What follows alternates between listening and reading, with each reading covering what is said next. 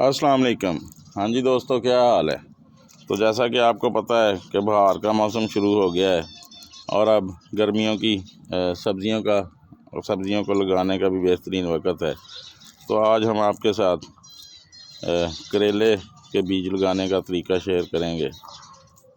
करेले के बीज ज़रा मुश्किल से ग्रो करते हैं, तो इसलिए आज हम कुछ थोड़ा सा ऐसा तरीका बनाएंगे और आपको बताएंगे जिससे आपके करेले के सीड 100% जर्मिनेट करेंगे और जितने बीज आप लगाएंगे उम्मीद है कि वो सारे बीज इस तरीके से लगाने से वो ग्रो कर जाएंगे। बस अगर बीज में कोई मसला ना हुआ तो फिर तो कोई प्रॉब्लम नहीं होगा। 100% हमारे इस तरीके से लगाए हुए बीज जो हैं वो ग्रो कर जाएंगे। तो इस करेले के बीज को लगाने के लिए ये हमने एक ग्रो बैग का लिया है। ये हमारा अपना ही होममेड ग्रो बैग है। इसको बनाने की वीडियो मैंने कुछ दिन पहले अपने चैनल पर शेयर की थी। ये एक आटे का खाली थैला है और इसका जो ग्रो बैग तैयार हुआ है ये कम से कम 12x18 के साइज़ का होगा। ये बिल्कुल ज़ीरो बजट में हमने तैयार किया था।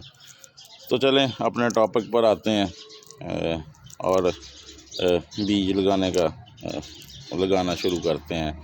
तो सबसे तो पहले हमने इसमें मिट्टी ली है।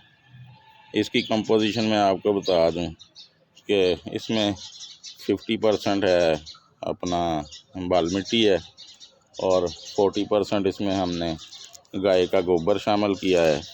कोई 10% मेरे पास थी वो पत्तों की खाद थी कंपोज, वो मैंने इसमें मिक्स की है और इसका जो मिक्सचर बना लिया है वो इसमें हमने डाल लिया है। तो अब हम करेले के बीज को लगाने के लिए अपने इस ग्रो बैग में कुछ 1.5 इंच गहरे 2 सुराख करेंगे।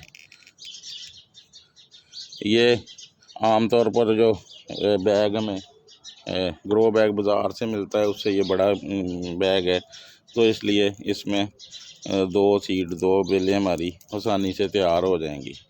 तो अगर आपने अभी तक हमारा चैनल सब्सक्राइब नहीं किया तो कर लें।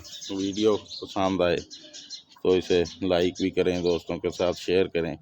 तो इसके लिए बीज को लगाने के लिए हमने ये 2 चीज़ें ली हैं। एक गाय का गोबर है और दूसरी ये कंस्ट्रक्शन वाली सैंड है। इसकी जगह आप बल मिट्टी भी ले सकते हैं। इन दोनों चीज़ों को हम मिक्स कर लेंगे। इसमें कोई कंकर वगैरह पत्थर वगैरह हो तो निकाल लें, क्योंकि बाद का रेत वगैरह में कंकर वगैरह आ जाती है। तो अब ये हमारा रेत और गोबर की खाद का मिक्सचर तैयार हो गया है। तो अब आपने करना ये है कि ये वाले जो होल हैं इनको थोड़ी नीचे आपने आधी इंच नीचे तक इसमें डाल लेनी है ये वाला मिक्सचर जो हमने तैयार किया है। तो ये रेत और गोबर के गोबर की कंपोज के मिक्सचर का फ़ायदा ये होगा कि अगर कहीं हम ज़्यादा पानी भी दे देते हैं इसको और अक्सर ज़्यादा पानी की वजह से बीज गल जाता है या कभी बारिश हो जाती है तो उससे भी बीज हमारा ख़राब हो जाता है। तो इसलिए हमने इस रेत और गोबर की कंपोज का इस्तेमाल किया है ताकि हमारा बीज ख़राब ना हो और हमें 100% ग्रो रेट मिले। तो अब इसको हमने आधा इंच भर लिया है। ये 1.5 इंच की चौड़े होंगे और 1.5 इंच की गहरे हमने 2 ये खुरपे के बैक साइड से की मदद से बनाए हैं। तो ये मेरे पास 4 सीड हैं। इनमें से मैं 2 हेल्दी सीड सेलेक्ट कर लेता हूँ। तो ये इनको अब नोकदार साइड से हम इस गड्ढे के अंदर रख देंगे कुछ इस तरह से। तो चलें, अब बीज हमने डाल लिए हैं। तो अब करना हमने ये है कि इसके ऊपर हमने ये रेत और ये जो गोबर की कंपोज का मिक्सचर बनाया तो ये हमने डाल देना है। तो ऐसा करने से कोई मेहनत भी उतनी है, लेकिन हमारा जर्मिनेशन रेट जो है वो इंशाल्लाह 100% होगा और हमारे ये दोनों पौधे तैयार हो जाएंगे। तो अगर आपके पास छोटा ग्रो बैग है ज़रा इससे, तो आप उसमें भी बीज तो 2 ही लगाएं, क्योंकि हो सकता है आपका एक बीज ख़राब हो या वो ग्रो ना करे। तो एक बीज तो आपके पास, एक पौधा तो आपके पास तो 1 हफ्ते के अंदर अंदर ये जर्मिनेट कर जाएगा। और अगर दोनों जर्मिनेट कर गया तो आप उसको किसी दूसरी जगह भी शिफ्ट कर सकते हैं। तो बस यही सादा सा तरीका था ये अपना बीज लगाने का।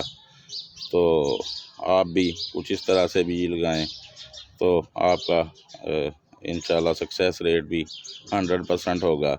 हाँ, आपको एक और बात बताता चलूँ कि इसको ग्रो बैग में मिट्टी डालने के बाद रात को ही मैंने पानी दे दिया था, ताकि सुबह ज़्यादा पानी, क्योंकि अगर हम अब इसको पानी देते तो बीज भी डिस्टर्ब होने का ख़तरा था। अब हम थोड़ा सा इसको पानी दे देंगे जो ऊपर की 2-3 इंच की तह को गीला कर दे नीचे से, क्योंकि पहले ही ये मिट्टी गीली है। तो अब अगर कभी को बारिश आ जाती है या ज़्यादा पानी भी लग जाता है तो हमारा ये बीज जो है इसको अपना ये रेत है, ये मुनासिब रेत और जो गोबर की कंपोज है ये मुनासिब मकदार में नमी इसकी बरकरार रखेंगे। रेत ज़्यादा पानी को चूस लेगी और हमारा बीज ज़्यादा पानी की वजह से ख़राब नहीं होगा, खा बारिश हो जाए या हमसे खुद कभी ज़्यादा पानी दे हो जाए। हाँ, अगर कम भी पानी देंगे तो वो जो गोबर हमने उसमें मिक्स किया है रेत में, उसकी वजह से भी उसकी नमी बरकरार रहेगी और उसको मुनासिब नमी मिलती रहेगी और हमारा बीज जो है वो ग्रो कर जाएगा। तो चलें जी, अब जब ये हमारे बीज ग्रो कर जाएंगे, बड़े हो जाएंगे, तो इनकी आगे को वीडियो बनाएंगे कि इनको कैसे कुटर एनालिसिस बनानी है या किस तरह भी हमने इस अपनी करेले की बेलों को या किसी दीवार के साथ को रस्सी वगैरह बांध कर या कोई ऐसा तरीका बनाएंगे और उसकी वीडियो भी आपके साथ शेयर करेंगे। तो चलें जी, आज के लिए इतना ही, फिर किसी नए दिन किसी नए टॉपिक पर आपसे बात होगी। ओके जी, अल्लाह हाफ़िज़।